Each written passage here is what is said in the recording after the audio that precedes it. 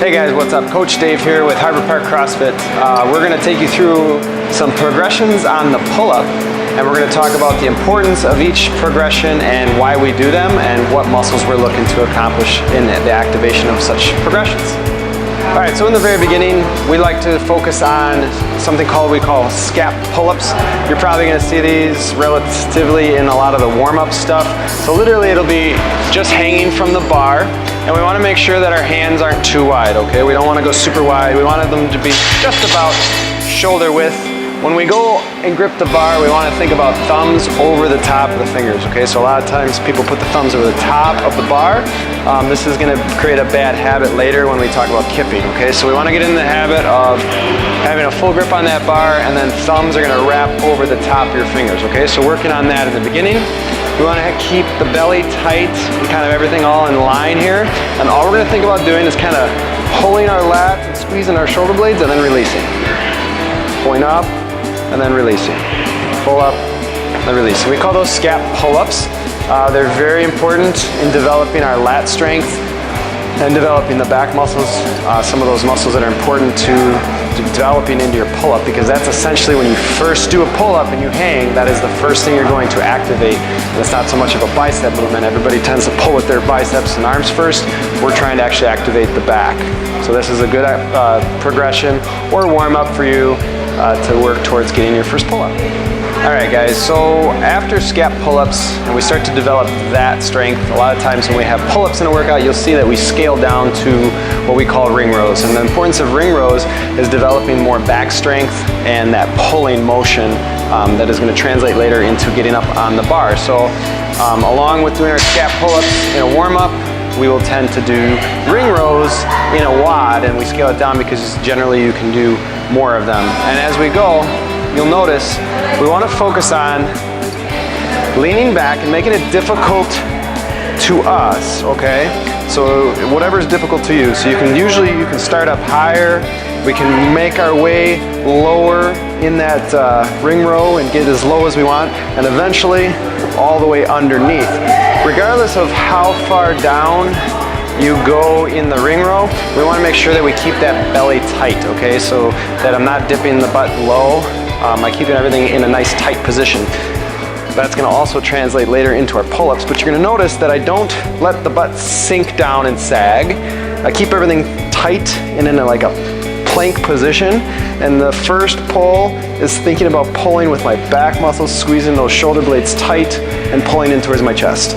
Okay, so it's very important that we work on squeezing our back muscles as opposed to kind of pulling with those arms and I'm just going to rip with those arms. Because that's not what I'm doing. I'm trying to develop those back muscles, okay? So that's why it's important for the ring rows that we're using the back. Again, will translate into pull-ups later down the road.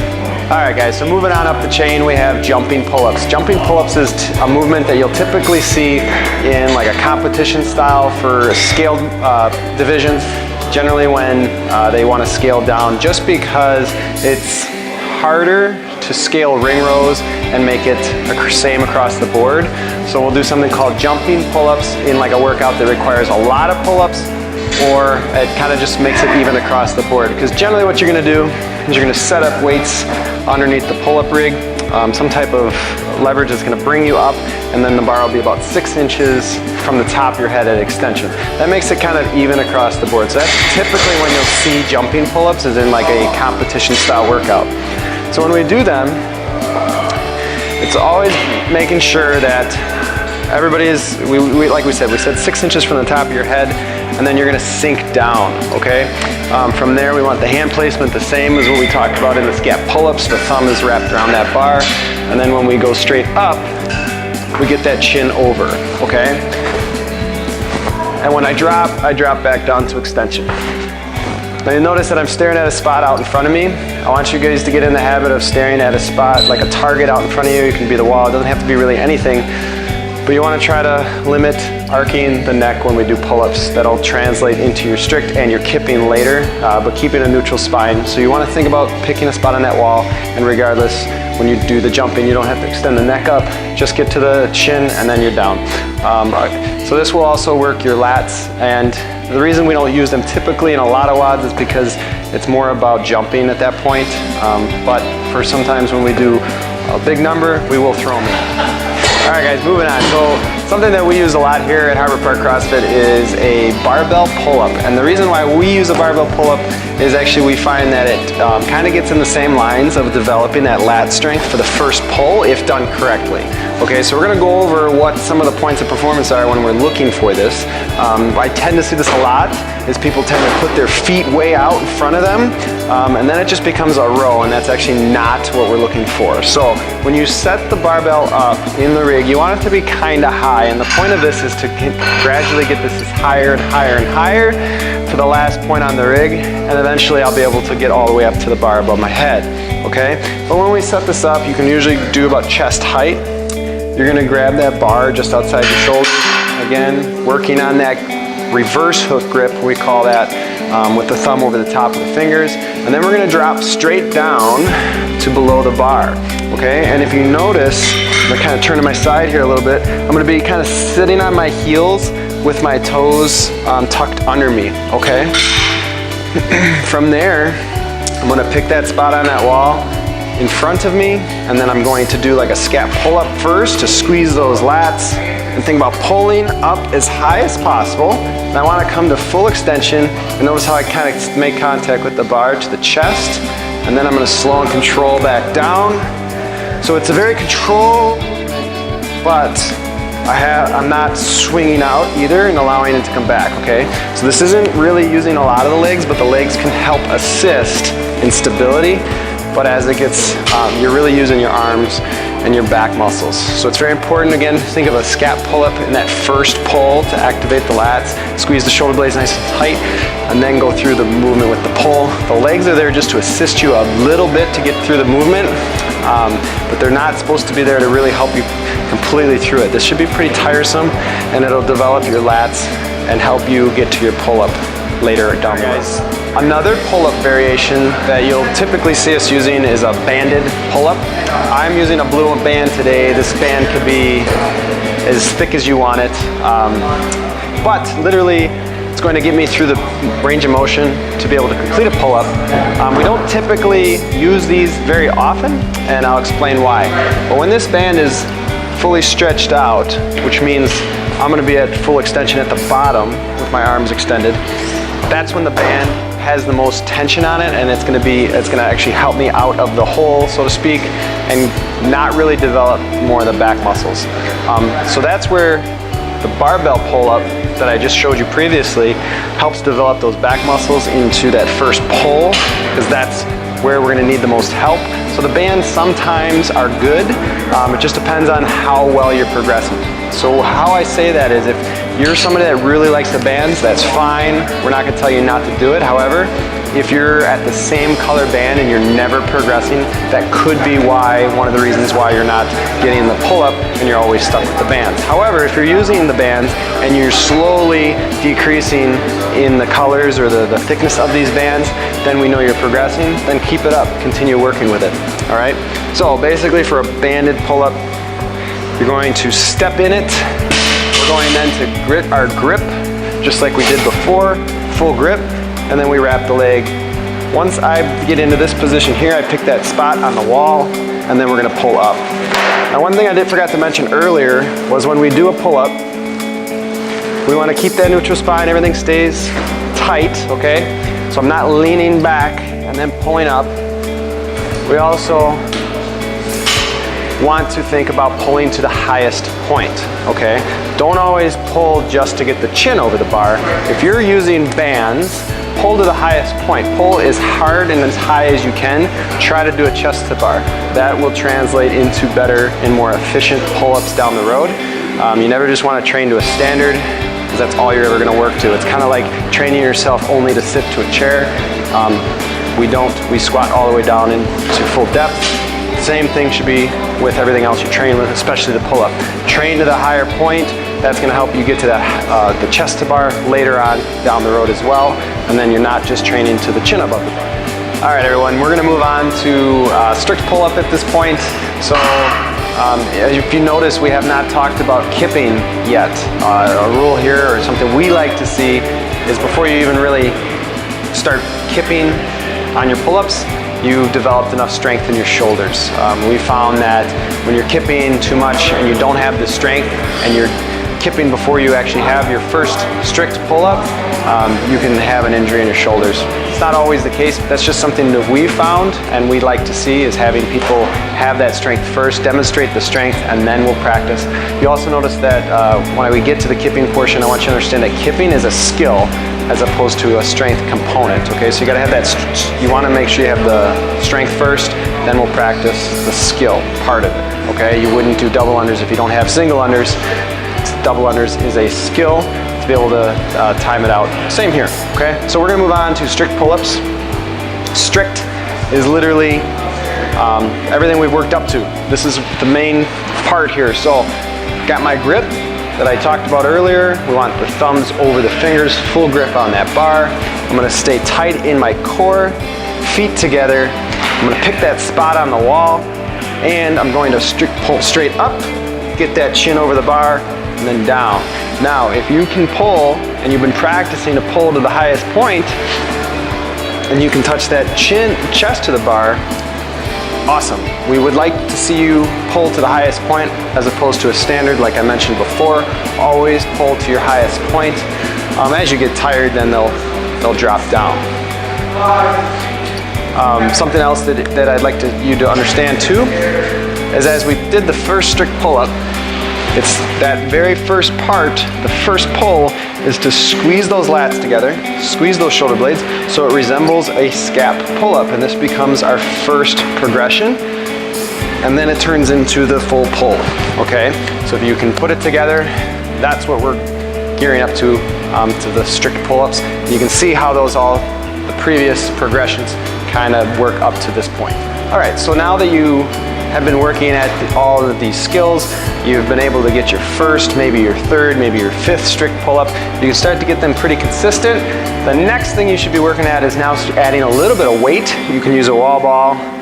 You can have, sometimes they put the belts on there and they tie weights to it.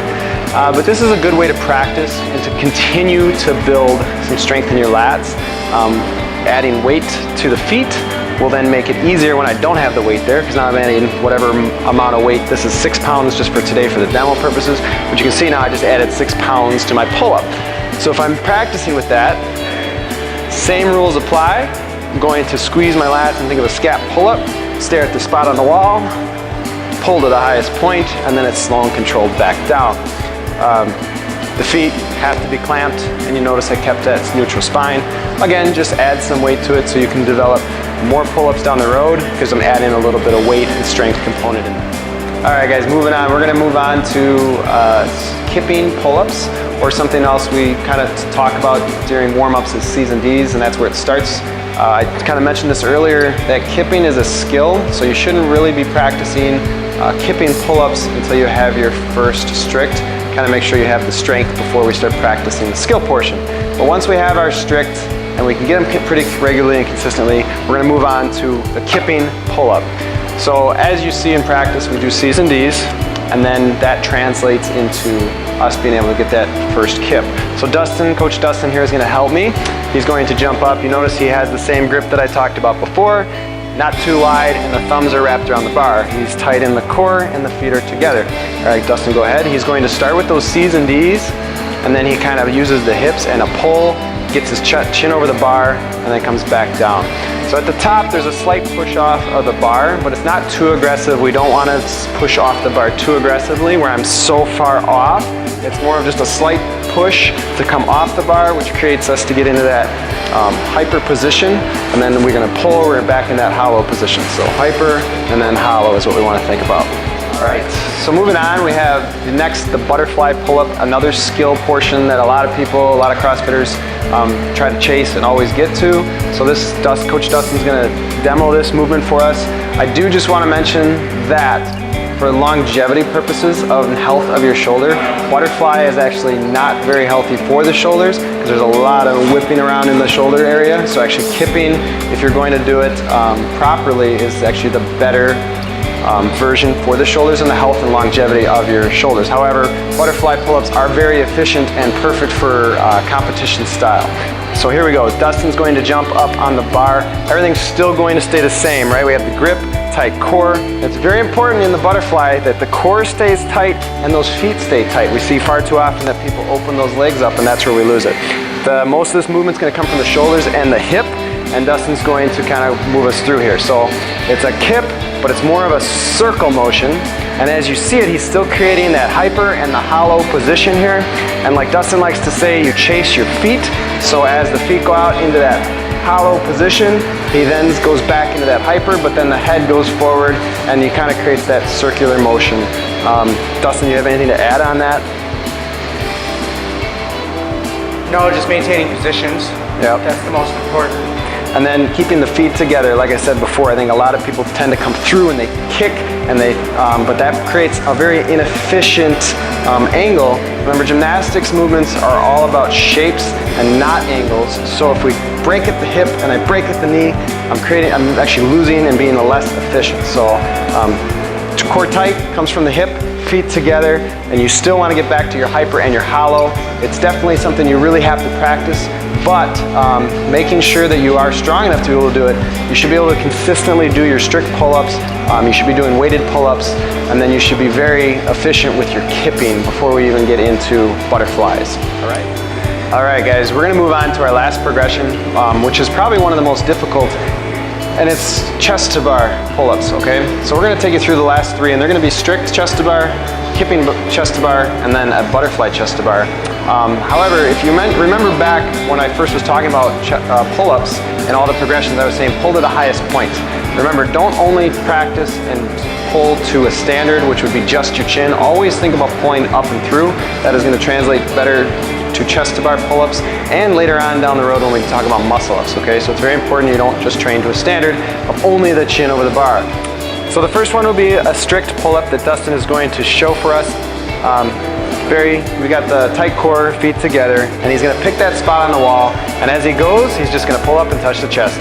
Doesn't really necessarily matter where on the chest it touches. It can be the collarbone, that's fine. We just wanna get the bar to the chest.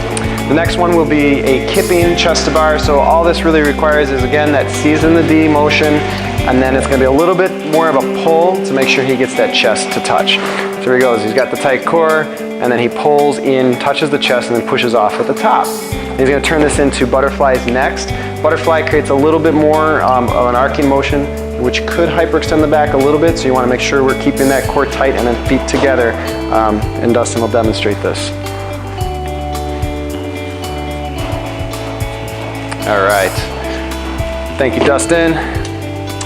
All right, so as we talk through all these progressions, they're very difficult as they progress up the line. Coach Dustin and I were talking about this, and you gotta remember that the butterfly pull-up is equivalent almost to like a heavy snatch. You mess up one little thing in that progression or in that movement, it's going to make it kind of throw you off and you can't recover from it. It would be the same with a heavy snatch.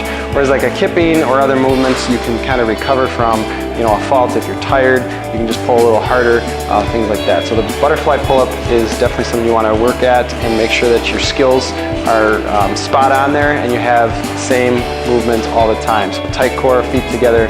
Remember, the movement comes from the hip and then a little bit of the shoulders. All right, so moving on from our butterflies and our skill portion, we're gonna get to the most, like the highest pull-up you can ever think of, and it obviously would be the bar muscle-up. So I have Dustin here who's going to demo this movement. It's going to require some skill in the kipping motion, so you gotta have that down, and you also have to have your peak pull down, okay? So generally what we say is you should be able to pull the bar, and it should be kind of by your belly button or the lower part of your rib cage. That's how you know that you're pulling high enough to be able to get up and around this bar. There are several different variations that you can do on a bar muscle up, but we like to just kind of have it where it's, you use your C's and D's, and you're gonna think about being a little bit more aggressive in that C's and those D's, or the hyper and the hollow, than just a normal pull-up, because you really need to generate some momentum. And you wanna think about almost like just getting up and around the bar and then a full lockout with the arm. So Dustin's going to jump up here and kind of show us. He's gonna do a couple C's and D's, same thing as his pull-ups, right? Then he comes up and he locks fully out at the top. Okay, so he used a little bit, you can come down, Dustin. He used a little bit more of an aggressive hip thrust, and his C's and D's, or his hyper and hollow, were way more aggressive than typical on just the normal pull-up.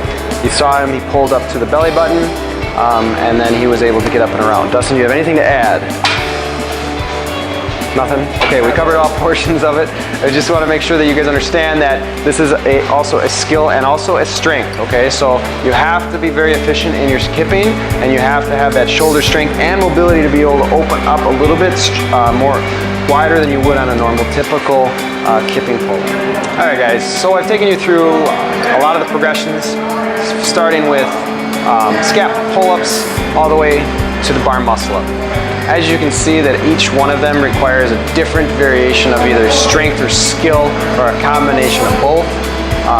Each one has its own unique properties, and I hope you learned something from the progressions we taught you. Now, a lot of questions that are probably running through your head are, what are some of the things that I can be doing to get my first pull-up? Well, obviously working through the progressions in the WODs is important. Pushing yourself to the maximum, so maybe starting with, if you're somebody who normally does ring rows, maybe you're going to do the bar pull-ups until you get tired, and if once form deteriorates, you drop down, okay? Always trying to not train to a standard, but always pushing yourself higher. It's going to translate into better pull-ups later and also get you to the next level. And don't sell yourself short. You guys are stronger than you think. Just make sure that you have proper form, and you'll be fine. Well, basically, when somebody wants to get a pull-up, generally what I tell them is you got to work at it 2 to 3 times a week, okay? Because you got to build that strength. And some of the things you can be doing is literally hanging from the bar in an active position. So that would be chin over the bar. You can put a box up there. You're going to hang, and your goal is to go about 30 to 45 seconds. And you can use bands if you need to. Pick a band that's going to make it difficult, where you're going to fatigue in the arms. It's not completely helping you, where you basically could let go and the band's going to kind of keep you above the bar. But challenge yourself, okay? So you're going to find a band that's going to help you hold up over the bar, or not, if you're strong enough to do it. And I want you guys to work to like 30 to 45 seconds, okay? Another thing you guys are going to do is your active holds with the scap pull-ups. You're going to hold that for 10 seconds, then release for 10 seconds, then pull it again, and that kind of builds that strength there as well. And then also doing negatives. Negatives is where you're going to step to the top of the bar instead of holding up there for 30 to 45 seconds. We're going to step off the box, and then we're going to lower ourselves back down, and we want to think about like a tempo. Usually for like 5 to 7 seconds is good. When you can consistently hit about 7 negatives stepping off the box and controlling it down with all 7 of them at 7 seconds, then you're pretty much strong enough to start working at your pull-ups, okay? So if you can combine those, I'm pretty sure you will get to where you need to go to get your first pull-up. As far as kipping work you can do, working on those C's and D's in class, in the warm-ups, okay? Continue with that. If you're still working on C's and D's, just remember, tight core, feet together. The movement initiates from the hip and the shoulders, not from the feet, okay? But I've kind of showed some of you guys can step on a box behind the rig. You can fall through with the feet on the box, and you're gonna kind of push back, okay? That's one way you can work on your C's and D's. Also, your hyper hollows on the ground. Call them hollow body rocks or hyper rocks. You can do those on the floor. That's basically a C and a D. Working on some of that core strength if you don't have it yet, okay? For butterflies, again, it is a skill. It has to be perfected. If everything else is going perfectly, where we have the strength in the shoulders, the range of the motion to be able to do it, we have that tight core, the feet don't break. Remember, we want shapes and not angles when we do a lot of these gymnastics movements. It's just going to take some time to practice it, starting with small circles and kind of building up into it. And then remember not to flare out the elbow at the top. Keeping those elbows down when we come through is going to help you a lot. If you allow those elbows to flare out, your tendency is going to want to pull through the bar, and that can break up your kip. For muscle-ups, we really want to work on your strength and your range of motion, kind of everything we just talked about, right? So don't train to the standard. If you're working at pull-ups, you should always be trying to pull to the maximum pull. Don't always just pull to the chin above the bar and think that's good enough. That's all you're going to yield in results. You want to try to pull to the highest point when we're practicing. So this could mean in WODs, challenge yourself, right? The WOD only calls for muscle or for pull-ups. try to do Chesttobar. And when we're doing Chesttobar, don't just get here at the collarbone. Think about pulling to the highest point. It's gonna help and translate later down the road. It'll make you more efficient and stronger, working at weighted pull-ups, things like that, and you know, peak pulls. And this is gonna be stuff you're gonna have to kind of, if you want it, you're gonna have to work on it on your own on the side. Coaches will help you, but understand that a lot of this stuff, when you want a certain movement, you do have to put in some extra time to work towards it. So I hope you guys found some value in this, and next week we'll be covering a new movement. But if you guys have any questions, feel free to reach out.